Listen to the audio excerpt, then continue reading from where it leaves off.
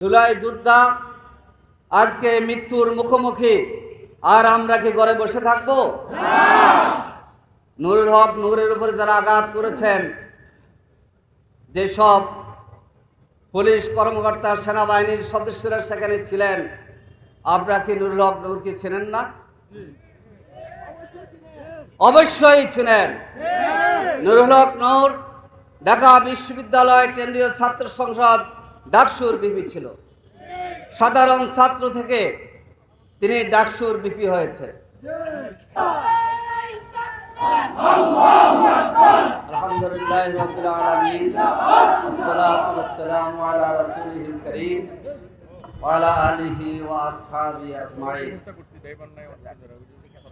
বাংলাদেশের একজন উদীয়মান জাতীয় নেতা, গণ অধিকার পরিষদের জিওপির সভাপতি, ডাকসুর সাবেক ভিপি নুরুল হক নূর এবং গণ অধিকার পরিষদের সেক্রেটারি তরুণ রাজনীতিবিদ জনাব রাশেদ খান সহ গণ অধিকার পরিষদের উপর হামলার প্রতিবাদে বাংলাদেশ জামাত ইসলামী ঢাকা মহানগরী দক্ষিণ কর্তৃক আয়োজিত আজকের এই বিক্ষোভ সমাবেশের সভাপতি, বাংলাদেশ জামাত ইসলামীর কেন্দ্রীয় কর্মপরিষদ সদস্য, ঢাকা মহানগরীর সংগ্রামী নায়েবে আমির অ্যাডভোকেট ডক্টর হেলাল উদ্দিন, বিক্ষোভ সমাবেশের প্রধান অতিথি বাংলাদেশ জামাত ইসলামীর অন্যতম সহকারী সেক্রেটারি জেনারেল সাবেক MP doctor S M. Hamidur Rahman Azad, Jamaat ইসলামীর নেতৃবৃন্দ, সংগ্রামী ভাই ও বন্ধুগণ, সাংবাদিক বন্ধুগণ, আজকে আমরা অত্যন্ত দুঃখের সাথে বলছি, কেন এই বিক্ষোভ সমাবেশে মিলিত হয়েছে। নতুন বাংলাদেশ, এই বাংলাদেশের প্রেক্ষিত রচিত হয়েছে ৩৬শে জুলাইয়ের মধ্য দিয়ে। জুলাই যোদ্ধা আজকে মৃত্যুর মুখোমুখি, আর আমরা কি ঘরে বসে থাকবো? নুরুল হক নূরের উপরে যারা আঘাত করেছেন, যেসব পুলিশ কর্মকর্তা সেনাবাহিনীর সদস্যরা সেখানে ছিলেন, আপনারা কি নুরুল হক নূরকে চেনেন না? অবশ্যই ছিলেন। নুরুল হক নূর ঢাকা বিশ্ববিদ্যালয় কেন্দ্রীয় ছাত্র সংসদ ডাকসুর ভিপি ছিল। সাধারণ ছাত্র থেকে তিনি ডাকসুর ভিপি হয়েছেন। কোন দলের মনোনয়নে ভিপি হন নাই। তাহলে তখন প্রতিবাদী ছাত্র জনতা ফেসিবাদের বিরুদ্ধে, আওয়ামী দুঃশাসনের বিরুদ্ধে, ঢাকা বিশ্ববিদ্যালয়ের তখন ক্যান্টনমেন্ট যারা চালাতো ছাত্রলীগের বিরুদ্ধে প্রতিবাদী ভূমিকা থাকার কারণে ঢাকা বিশ্ববিদ্যালয়ের ছাত্র ছাত্রীরা তাকে ঢাকা বিশ্ববিদ্যালয়ের ডাকসুর ভিপি নির্বাচিত করেছিল। ডাকসুর ভিপির উপর আপনারা হামলা করেছেন। এ হামলা এদেশের ছাত্র জনতা মেনে নিতে পারে না। নুরুল হক নূর ফেসিবাদের বিরুদ্ধে সোচ্চার কণ্ঠ। দল হিসাবে তার সাথে আমার আদর্শিক পার্থক্য থাকতে পারে, কিন্তু আমরা গণতান্ত্রিক দল হিসাবে সকল দলকে সম্মান এবং শ্রদ্ধা জানাই, কিন্তু ফেসিবাদের বিরুদ্ধে আমরা ঐক্যবদ্ধ। নুরুল হক নূর ফেসিবাদ আওয়ামী দুঃশাসনের বিরুদ্ধে বজ্র কণ্ঠ ছিল, কোঠা আন্দোলনের নেতৃত্বে ছিল। ঢাকা বিশ্ববিদ্যালয়ে ছাত্রদের অধিকারের নেতৃত্ব দিতে গিয়ে সে রক্তাক্ত হয়েছে, আহত হয়েছে। 2021 সালে ভারতে নরেন্দ্র মোদী, গুজরাটের কসাই নরেন্দ্র মোদী আগমনের প্রতিবাদে এই তরুণ ছাত্ররা প্রতিবাদ করেছিল। সেই প্রতিবাদের নেতা ছিল নুরুল হক নূর। সে একটা দলের নেতা, সভাপতি। ডায়াস আমরা দেখেছি, ছবিতে দেখা যায় নুরুল হক নূর দাঁড়িয়ে আছে। কোনো কিছু বলতে চাচ্ছেন? আমরা বলবো অবিলম্বে তদন্ত করে, সুষ্ঠু তদন্ত করে সেখানে যারা দায়িত্ব পালন করেছেন, আপনারা দায়িত্ব পালনের সীমালঙ্ঘনমূলক কাজ করেছেন। এই জাতিটা ক্ষমা করবে না, মানুষ ক্ষমা করবে না।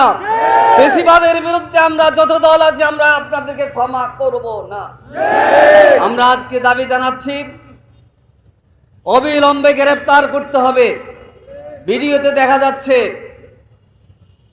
সেনা সদস্যদের মধ্যে, পুলিশ সদস্যদের মধ্যে এবং গোয়েন্দা সদস্যরা ছদ্মবেশ ধারণ করে এসে যারা নুরুর উপরে হামলা করেছেন, তাদের বাঁচার উপায় নাই। আমরা অন্তর্বর্তী সরকারকে বলবো, ছাত্র জনতা রক্তের উপর দাঁড়িয়ে আপনারা 2024 সালের 8ই আগস্ট শপথ নিয়েছিলেন, নির্বাচন হবে, নির্বাচনের জন্য কথা বলছেন। আর নির্বাচনের আগে জাতীয় নেতা রক্তাক্ত হয়ে ঢাকা মেডিকেলে মৃত্যুর মুখোমুখি, এই চিত্র দেশের জনগণ দেখতে চায় না। আমরা শান্তিতে বিশ্বাসী, আমরা সন্ত্রাসে বিশ্বাস করি না। রাজনীতিকে রাজনীতি দিয়ে আমরা মোকাবেলা করব, কিন্তু পুলিশের উপস্থিতিতে, সেনাবাহিনীর উপস্থিতিতে একজন জাতীয় নেতার উপর এরকম ন্যাক্কারজনক ঘটনা ঘটবে, আমরা এরা সুষ্ঠু বিচার চাই। সংগ্রামী ভাই বন্ধুগণ, ফ্যাসিবাদ বিভিন্নভাবে উকিঝুঁকি দিচ্ছে। 71 আমাদের অর্জন, আমাদের এই প্রিয় বাংলাদেশ আমরা 71-এর মাধ্যমে পেয়েছি। কিন্তু 71-এর কথা বলে যারা ফ্যাসিবাদ, যারা ডাকাত, যারা সন্ত্রাসী, যারা দুর্নীতিবাজ, এদেরকে রক্ষা করার জন্যে আপনারা 71 নামে মঞ্চ গ্রহণ করবেন, তৈরি করবেন, এটাই দেশের ছাত্র জনতা 36শে জুলাইয়ের ছাত্ররা মেনে নেবে না। আসুন, নুরুল হক নূর রক্ত দিয়েছে, আমরা দোয়া করি আল্লাহ তাআলা তাকে সুস্থতার নিয়ামত দান করো। আমরা সবাই ঐক্যবদ্ধ থাকব, ঐক্যবদ্ধভাবে প্রতিরোধ গড়ে তুলব। ফ্যাসিবাদ বিদায় নিতে বাধ্য হয়েছে। আজকে যারা ছদ্মাবরণে ফ্যাসিবাদকে আনার জন্যে অথবা ফ্যাসিবাদের পৃষ্ঠপোষক করে বেড়াচ্ছেন, আমাদের কাছে ইনফরমেশন আছে, এই ফ্যাসিবাদের দোসর জাতীয় পার্টি। 1990 সালে ছাত্র গণ অভ্যুত্থানের মধ্য দিয়ে তৎকালীন জাতীয়বাদের রাজনীতির অবসান ঘটেছিল। 1996 সালে আওয়ামী লীগ ক্ষমতার ভাগিদার করে জাতীয় পার্টিকে পৃষ্ঠপোষকতা দেয়। আর জাতীয় পার্টি 2014, 2018, 2024 নির্বাচনে এই ফ্যাসিবাদ আওয়ামী লীগের পৃষ্ঠপোষকতা দিয়ে স্বৈরাচারকে টিকিয়ে রেখেছে। আপনার স্বৈরাচারকে টিকিয়ে রেখেছেন 15 বছর, আর এখন ছাত্র জনতাকে গালাগালি করবেন, এটা দেশের জনগণ মেনে নেবে না। আসুন, স্বৈরাচারের দোসর, আওয়ামী দোসর জাতীয় পার্টি নামে হোক আর যে নামে হোক, আমরা সবাই সম্মিলিতভাবে মোকাবেলা করে সামনে সুন্দরভাবে অবাধ নির্বাচনের মাধ্যমে ফেয়ার পদ্ধতি গ্রহণ করে, বাধ্য করে ফেয়ার পদ্ধতির আলোকে নির্বাচন করার জন্য আমরা একটি সুষ্ঠু পরিবেশ তৈরি করার জন্য এগিয়ে যাব। আল্লাহ হাফেজ। বাংলাদেশ জিন্দাবাদ, বাংলাদেশ জামাত ইসলামী জিন্দাবাদ।